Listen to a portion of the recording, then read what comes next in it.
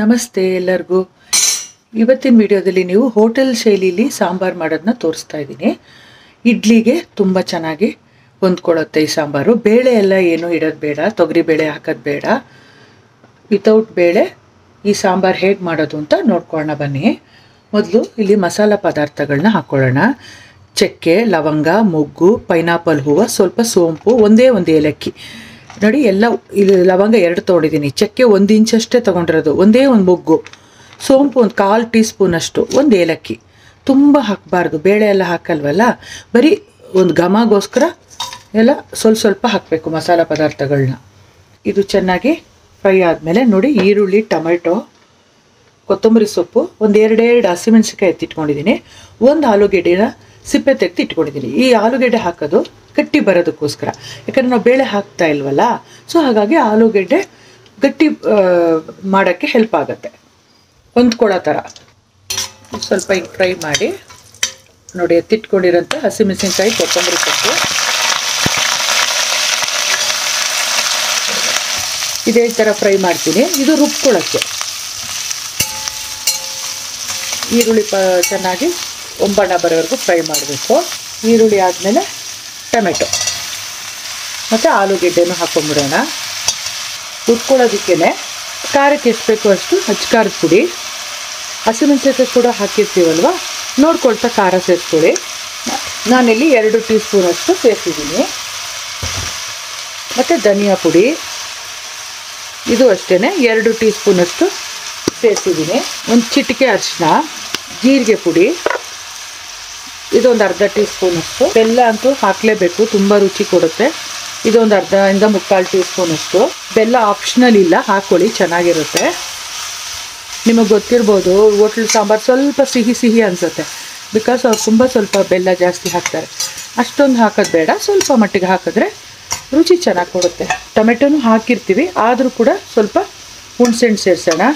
ನೆನೆಸಿಟ್ಟಿದ್ದೆ ಒಂದು ಚಿಕ್ಕ ನೆಲ್ಲಿಕಾಯಿ ಸೈಜು, ಅದನ್ನು ಸೇರಿಸ್ತಾ ಇದ್ದೀನಿ. ಇವೆಲ್ಲ ಸ್ವಲ್ಪ ಹುರಿದ್ಬಿಟ್ಟು ನುಣ್ಣಗೆ ಪೇಸ್ಟ್ ಮಾಡ್ಕೋಬೇಕು.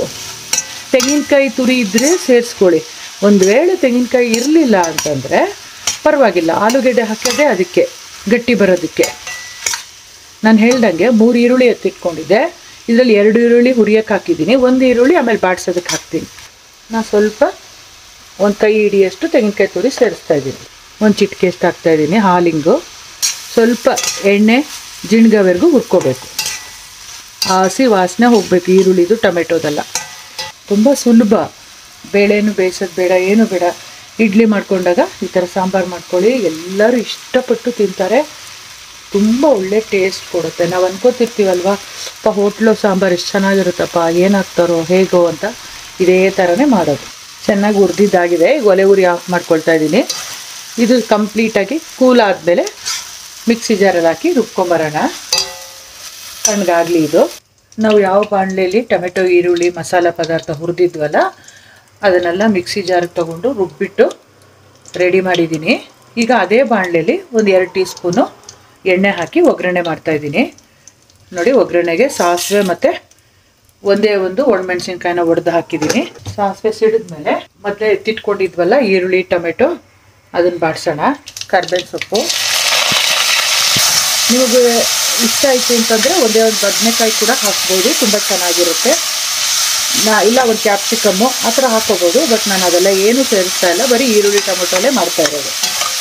ಬೇಕಾದ್ರೆ ನೀವು ಅನ್ನಕ್ಕೂ ಕಲ್ಸ್ಕೊಬೋದು, ಚೆನ್ನಾಗಿರುತ್ತೆ. ಬಟ್ ಎಸ್ಪೆಷಲಿ ಇಡ್ಲಿಗೆ ಈ ಥರ ಮಾಡಿಕೊಂಡ್ರೆ ತುಂಬ ಚೆನ್ನಾಗಿ. ನೋಡಿ, ರುಬ್ಕೊಂಬಂದಿದ್ದೀನಿ. ಇದು ಗಮ್ಮಂತ ಇದೆ, ಮಸಾಲ ಹಾಕಿದ್ದೀವಲ್ವಾ, ಎಷ್ಟು ಗಮ್ಮಂತಿದೆ ಗೊತ್ತಾ. ಇವಾಗ ಮಸಾಲ ಸೇರಿಸೋಣ. ಈ ಮಿಕ್ಸಿ ಜಾರಲ್ಲಿ ಮೆತ್ಕೊಂಡಿರುತ್ತಲ್ಲ, ಇದಕ್ಕೆ ನೀರು ಹಾಕಿ ಅಡ್ಜಸ್ಟ್ ಮಾಡಿ ಸಾಂಬಾರು ಕನ್ಸಿಸ್ಟೆನ್ಸಿಗೆ ಕುದಿಯೋಕ್ಕೆ ಬಿಡೋಣ. ಹೋಟ್ಲ್ ಸಾಂಬಾರು ಸ್ವಲ್ಪ ತೆಳುವಾಗೇ ಇರುತ್ತೆ, ತುಂಬ ಗಟ್ಟಿ ಇರಲ್ಲ. ಸ್ವಲ್ಪ ನೀರು ಸೇರಿಸ್ತೀನಿ.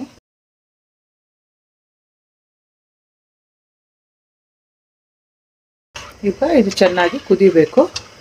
ರುಚಿಗೆ ತಕ್ಕಷ್ಟು ಉಪ್ಪು ಸೇರಿಸೋಣ. ಚೆನ್ನಾಗಿ ಕುದೀತಾ ಇದೆ.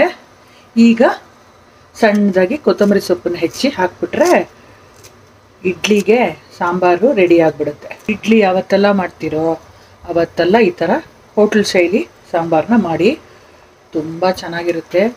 ಈ ವಿಡಿಯೋ ನೋಡಿದ ತಕ್ಷಣ ನೀವೆಲ್ಲ ಮಾಡ್ತೀರಾ ಅಂತ ಅಂದ್ಕೊಂಡಿದ್ದೀನಿ.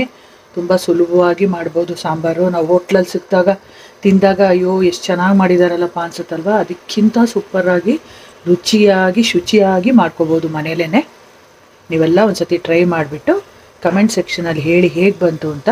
ಇದೇ ಥರ ಸಿಂಪಲ್ಲಾಗಿ ಬೇರೆ ರೆಸಿಪಿನ ತೋರಿಸ್ಕೊಡ್ತೀನಿ ಬೇರೆ ವಿಡಿಯೋದಲ್ಲಿ.